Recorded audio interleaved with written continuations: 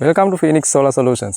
අද අපි පොඩ්ඩක් වෙනස් විදිහේ වීඩියෝ එකක් තමයි කරන්න බලාපොරොත්තු වෙන්නේ. කොළඹින් පිට පොඩ්ඩක් ඇවිල්ලා ඉන්න අපි කුලියාපිටිය ප්‍රදේශයට. ඉතින් මේ සයිට් එකට ආපු ගමන් අපි හිතුවා හුඟක් දෙනෙන් අපෙන් අහන ප්‍රශ්න කීපයකට උත්තර දෙන්න. එහෙමත් නැත්නම් අපිට කෝල් ගත්තාම කස්ටමර්ස්ලා ඉස්සරලාම අහන්නේ මේ සෝලාර් සිස්ටම් එකක් කරනවා නම් අපි මොකද්ද ඉස්සරලාම කරන්න ඕන. එහෙමත් නැත්නම් අපි කොතනින්ද මේ වැඩේ පටන් ගන්න ඕන. ඉතින් අද අපි කල්පනා කරා මේ ප්‍රශ්නවලට මුලින් ඉඳන් හරියට උත්තර ටිකක් දෙන්න. ඒ කියන්නේ සෝලාර් සිස්ටම් එකක් කරන්න බලාපොරොත්තු වෙන කෙනෙක් ඉස්සල්ලාම කරන්න ඕන මොකක්ද සහ ඊට පස්සේ කරන්න ඕන මොකක්ද මේ ක්‍රියාපිළිවෙල යන්නේ කොහොමද ප්‍රොජෙක්ට් එක මුලින් ඉඳන් අගට කොහොමද සිද්ධ වෙන්නේ මේ කියන ස්ටෙප්ස් එහෙමත් නැත්නම් ක්‍රියාපටිපාටිය ගැන මුලින් ඉඳන් හරියට විස්තර කරන්න අපි තීරණය කරා.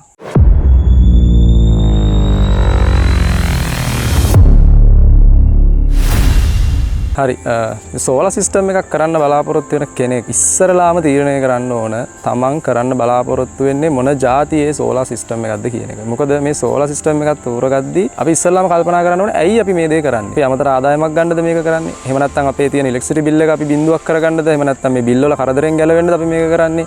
එහෙමත් නැත්නම් අපි හිතමු කෙනෙක් ඉන්න පුළුවන් කරන්ට් එක නැති පැත්තක. ඒ කරන්ට් එක නැති පැත්තක ඉන්න කෙනෙක්ට කරන්ට් එක ගන්න බලාපොරොත්තු වෙන්නේ මේ සිස්ටම් එක අපි කරන්නේ. ඉතින් මේ වගේ මේ හේතු ගණනාවක් තියෙන්න පුළුවන් සෝලාර් සිස්ටම් එකක් කරන්න. එතකොට ඉස්සරලාම හරියට තමන්ගේ අරමුණ තේරුම් අරගෙන, පර්පස් එක තේරුම් අරගෙන ඉස්සරලාම තීරණය කරන්න ඕන මොන જાතියේ සෝලාර් සිස්ටම් එකක්ද මම ඉන්ස්ටෝල් කරන්න යන්නේ කියන එක.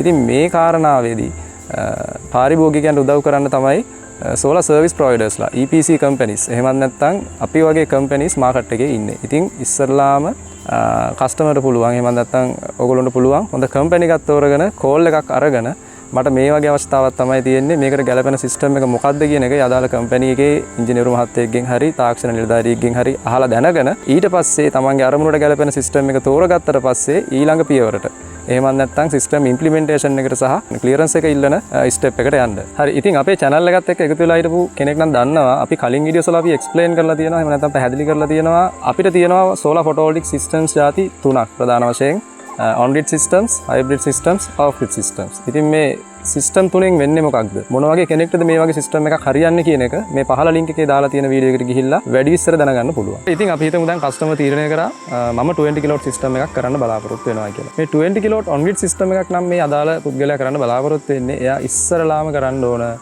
ඉලෙක්ට්‍රිසිටි බෝඩ් එකෙන් හරි ලෙකෝ එකෙන් හරි තමන්ගේ ඉලෙක්ට්‍රිසිටි ප්‍රොවයිඩර් එකෙන් ක්ලියරන්ස් එකක් රික්වෙස්ට් කරන්න ඕන. ක්ලියරන්ස් එකක් කියන එකේ අදහස තමයි මේ 20 කිලෝවොට් සිස්ටම් එක ජාතික විදුලි බල පද්ධතියට සම්බන්ධ කරන්න අවශ්‍ය වෙන අවසරය පූර්ව අවසරය අරගන්න ඕන අපේ යුටිලිටි ප්‍රොවයිඩර් එකෙන්. ඉතින් මේක තමයි ඉස්සරලාම කරන්න ඕන දේ. මේ ක්ලියරන්ස් එක ඇප්‍රූව් වුණේ නැත්තම් එහෙමත් නැත්තම් මේක අදාළ යුටිලිටි ප්‍රොවයිඩර් අපිට දුන්නේ නැත්තම් අපේ සිස්ටම් එක අපිට කරන්න බෑ. ඉතින් අපි ඉස්සරලාම දැනගන්න ඕනේ මේ ක්ලියරන්ස් එක ඇප්ලයි කරන්න නැතුව කිසිම සෝලාර් සේවා සපයන සමාගමකට මුදල් තැන්පත් කිරීමක් කරන්න හොඳ නෑ. මොකද අපි ගොඩක් අහලා තියෙනවා අපිට ගොඩක් වාර්තා වෙලා තියෙනවා මේ මුදල් වංචා සිදු වෙලා තියෙනවා. ගොඩක් මේ නොදැනුවත්කම හින්දා අපේ පාරිභෝගිකයන්ගේ ක්ලියරන්ස් එක ගන්නවත් කලින් සෝලාර් කම්පැනි එකෙන් ඇවිල්ලා සල්ලි අරගෙන තියෙනවා. ඉතින් මේ වගේ දේවල් වළක්ව ගන්න ඕන. මේ දැනුම අපි නොමිලේ දෙන්නේ ඒ හින්දා මේ සෝලාර් වලට මිනිස්සුන්ගේ තියෙන බය අකමැත්ත කියන එක නැති වෙන්න මේ වගේ දේවල් දැනන් ඉන්න එක සෑහෙන වටිනවා. ඉතින් off-grid system එකක් ගත්තොත් මේ කතාවට වඩා ටිකක් වෙනස්. on-grid වගේ නෙමෙයි. මෙතනදී අපිට clearance එකක් අවශ්‍ය වෙන්නේ නැහැ. ඒ කියන්නේ utility provider ගේ අනුමැතිය අවශ්‍ය නැහැ off-grid systems කරන්න. මොකද off-grid systems වලදී අපි කිසිම වෙලාවකදී ඒ ජාතික විදුලි බල පද්ධතියට අපි නිපදවන විදුලි ඒකක ප්‍රමාණය එක්ස්පෝර්ට් කිරීමක් කරන්නේ නැහැ. ඒ කියන්නේ ජාතික විදුලි බල පද්ධතියට මේ අපි ජෙනරේට් කරන power එක අපි කිසිම වෙලාවක එක්ස්පෝර්ට් කරලා ආදායමක් ගන්න වගේ පරමාර්ථයක් එහෙම ක්‍රියාවලියක් මේ සිස්ටම් වලදී සිද්ධ වෙන්නේ නැහැ. මොකද off-grid සිස්ටම් එකදී අපි ජෙනරේට් කරන power එක අපි ගේ ඇතුලේ පාවිච්චි කරනවා මිසක් ඉලෙක්ට්‍රිසිටි බෝඩ් එකේ කිසි සම්බන්ධයක් නැහැ. ඉතින් මේක හොඳට තේරුම් ගන්න ඕනේ මේ on-grid off-grid කියන එක මත ප්‍රොජෙක්ට් එකේ ඉදිරි ස්ටෙප්ස් ටික තීරණය වෙනවා. ඉතින් දැන් අපි මෙතනින් ඉස්සරහට ගොඩක් විග්‍රහ කරන්නේ on-grid සහ hybrid කියන සිස්ටම්ස් කරන්න බලාපොරොත්තු වෙන කෙනෙක් මොනවද අනුගමනය කරන්න ඕන ක්‍රියාපිළිවෙල කියන එක සම්බන්ධයෙන්. මොකද off-grid එකක් කරන්න යනවා නම් ඇත්තටම regulatory requirements ලොකුවට comply කරන්න නැහැ. කස්ටමයි කම්පැනි එක අතර තමයි මේ ගනුදෙනුව සිද්ධ වෙන්නේ. on-grid සහ hybrid කියන සිස්ටම්ස් වලදී පමණයි පාරිභෝගිකයා solar service provider සහ stakeholder කෙනෙක් හැටියට electricity board එක හෝ ලෙකෝ එකක් මේ අපි කතා කරන රාමුව ඇතුලේ ඉන්නේ. ඉතින් දැන් අර මුලින් කිව්වා වගේ clearance එක අපි request කරලා මේ අතරේ අදාළ කම්පැනි එකේ ඉංජිනේරුවරයෙක් ඇවිල්ලා ඇවිල්ලා සයිට් එක විසිට් කරලා සෝලාර් සිස්ටම් එක කරන්න යන ඇස්තමේන්තුව ලබා දීලා මේ යන මිල ගණන් කතා කරගෙන මේ ටික ෆයිනලයිස් කරගන්න පුළුවන් මේ ක්ලියරන්ස් එක රික්වෙස්ට් කරලා අපි නිකන් ඉන්න කාලවකවානුවේදී. මොකද ඉලෙක්ට්‍රිසිටි බෝඩ් එකෙන් ක්ලියරන්ස් එකක් රික්වෙස්ට් කරාම සාමාන්‍යයෙන් සතියක් දෙකක් වගේ කාලයක් යනවා මේකේ තීරණයක් අපිට දැනුම් දෙන්න. ඉතින් මේ මිල ගණන් කතා කරගන්න එක අර මම මුලින් කතා කරපු ස්ටෙප් එකේදීත් යම්තාක් දුරකට හෝ සංවේදනය කරගන්න ඕන. පාරිභෝගිකයට දලා දහසක් හරි තියෙන්න ඕන මේ අදාළ සිස්ටම් එකට කොච්චර ගාණක් යනවද කියන එක. සයිට් විසිට් එකක් කරොත් පමණයි ඇත්තටම හරිම නියම තක්සේරුවක් ගන්න පුළුවන් මේ පද්ධතියට කොච්චර ප්‍රමාණයක් අපි වියදම් කරන්න ඕනද කියන එක සම්බන්ධව. ඉතින් දැන් මේ ක්ලියරන්ස් එක අප්‍රූව් වුණොත් අපිට පුළුවන් අපේ සෝලාර් ප්‍රොජෙක්ට් එක පටන් ගන්න. ඕගොල්ලන්ට පිටිපස්සෙන් පේනවා අපි මේ කරනවා වගේ ඕගොල්ලන්ට ප්‍රොජෙක්ට් එක පටන් ගන්න කරගෙන යන්න පුළුවන්. ඉතින් බැරි වෙලා හරි මේ ක්ලියරන්ස් එක රිජෙක්ට් වුණොත් ඒ කියන්නේ අප්‍රූවල් එක හම්බුනේ නැත්නම් අනුමැතිය හම්බුනේ නැත්නම් අවාසනාවකට අපිට මේ ප්‍රොජෙක්ට් එක ඉදිරියට කරගෙන යන්න හැකියාවක් හම්බෙන්නේ නැහැ. ඒතකොට ක්ලියරන්ස් එක රිජෙක්ට් වුණා කියන්නේ අපේ ගමන නවතිනවා. ඉතින් ඒකයි මම අර කලින් කිව්වේ මේ ක්ලියරන්ස් එක හම්බෙන්න කලින් කිසිම සමාගමකට අත්තිකාරම් මුදල් ගෙවන්න කලින් දෙතුන් පාරක් හිතලා බලන්න ඕනේ. මොකද ක්ලියරන්ස් එක රිජෙක්ට් වුණාට පස්සේ ඒ මුදල් නැවත හම්බෙන විදිහ ඒව ගැනත් හරි අවබෝධයක් තියෙනවා නම් පමණක් මේ අත්තිකාරම් මුදල ගෙවීමක් කරන්න ඕන. අපේ සමාගමේ විශේෂත්වය තමයි අපි මේ ක්ලියරන්ස් එක හම්බෙන්න කලින් කිසිම කස්ටමර් කෙනෙක්ගෙන් ඇඩ්වාන්ස් මුදලක් අත්තිකාරම් මුදලක් අපි ඉල්ලන්නේ නැහැ. ක්ලියරන්ස් එක ගන්න තාක් වෙනකන් මේ ක්‍රියාවලිය අපි කිසිම අය කිරීමක් නැතුව අපේ පාරිභෝගිකයන්ට අපි කරලා දෙනවා. ඉතින් මේ ක්ලියරන්ස් එක හම්බුනාට පස්සේ අපිට සෝලාර් සමාගමට දැනුම් දෙන්න පුළුවන් හරි මට මේ ක්ලියරන්ස් එක හම්බුණා. ඉතින් කොහොමද මේ ප්‍රොජෙක්ට් එක පටන් ගන්න කියලා. සාමාන්‍යයෙන් සෝලාර් සමාගමකට මාසික ප්‍රොජෙක්ට් ෂෙඩියුල් එකක් තියෙනවා. ඉතින් ඒ සමාගමේ විදායක නිලධාරියෙක් එක්ක හරි ප්‍රොජෙක්ට් කෝඩිනේටර් කෙනෙක් එක්ක හරි කතා කරලා තමන්ට දිනයක් වෙන් කරගෙන මේ අදාළ දිනේ කරනවා කියන තහවුරුවත් එක්ක ඒ අදාළ අත්තිකාරම් මුදල ගෙවලා මේ ප්‍රොජෙක්ට් එක වැඩ පටන් ගන්න පුළුවන්. ප්‍රොජෙක්ට් එක සාමාන්‍යයෙන් සෝලාර් සර්විස් ප්‍රොවයිඩර් මේ ඉන්ස්ටොලේෂන් එකට ගන්න කාලෙත් එක්ක රඳා පවතිනවා කොච්චර දින ගාණක් යනවද කියන එක මේක ඉන්ස්ටෝල් කරලා ඉවර කරන්න.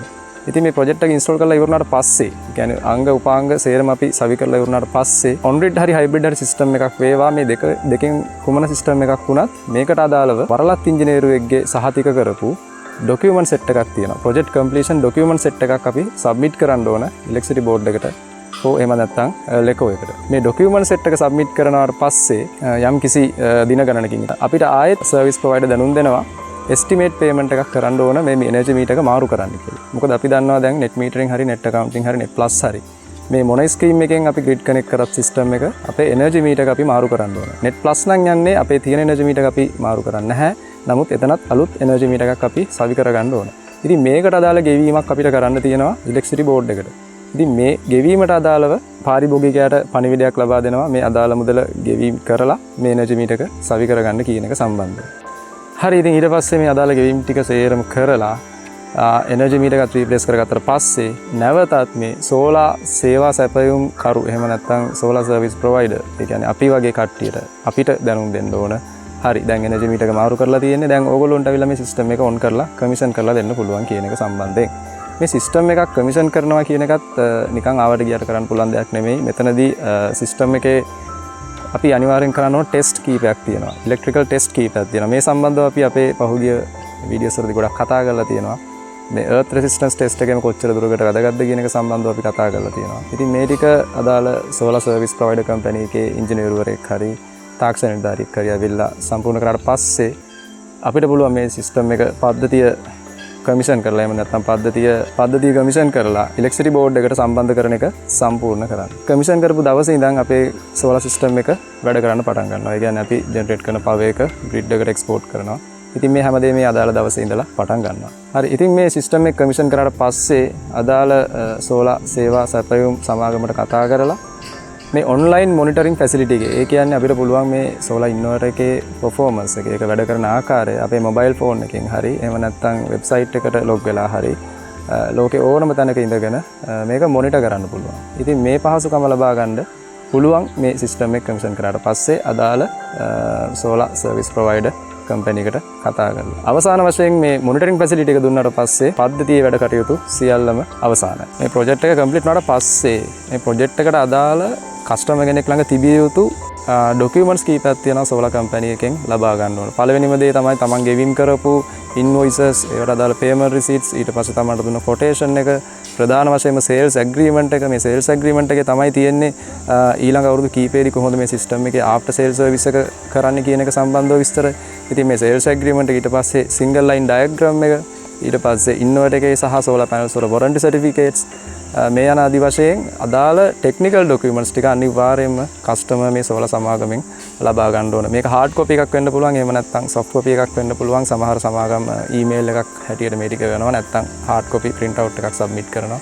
මේ මොනෑම ආකාරයෙන් හෝ තමන් ළඟ record එකක් තියාගන්න ඕන මේ system එක සම්බන්ධව. ඉතින් ඒකත් අනිවාර්යෙන් අපේ පාරිභෝගිකව දැනගන්න ඕන දෙයක්. මේක මුලින්ම සමාගමෙන් අහන්න මේ දේවල් කොහොමද වෙන්නේ කියන එක සම්බන්ධයෙන් ප්‍රොජෙක්ට් එක පටන් ගන්න කලින්. මේ සමාගමෙන් සාමාන්‍යයෙන් සිස්ටම් එකක් කමිෂන් කරාට පස්සේ මාසයක් දෙකක් සිස්ටම් එක වැඩ කරන හැටි බලන් ඉන්නවා. මොකද හුඟක් වෙලාවට මේ සිස්ටම් එක කමිෂන් කරාට පස්සේ අපි බලාපොරොත්තු වෙන විදියට රන් වෙන්නේ නැහැ. හුඟක් වෙලාවට දැන් මේ දවස්වල නම් අපේ grid voltage, under voltage ප්‍රශ්න හැමතැනම තියෙනවා. ඉතින් මේ වගේ ප්‍රශ්න ආවම අපි ඉලෙක්ට්‍රිසිටි බෝඩ් එකත් එක්ක කතා කරගෙන මේවා විසඳ ගන්න ඕනේ. ඉතින් මේකට යම්කිසි කාලයක් ගත වෙනවා.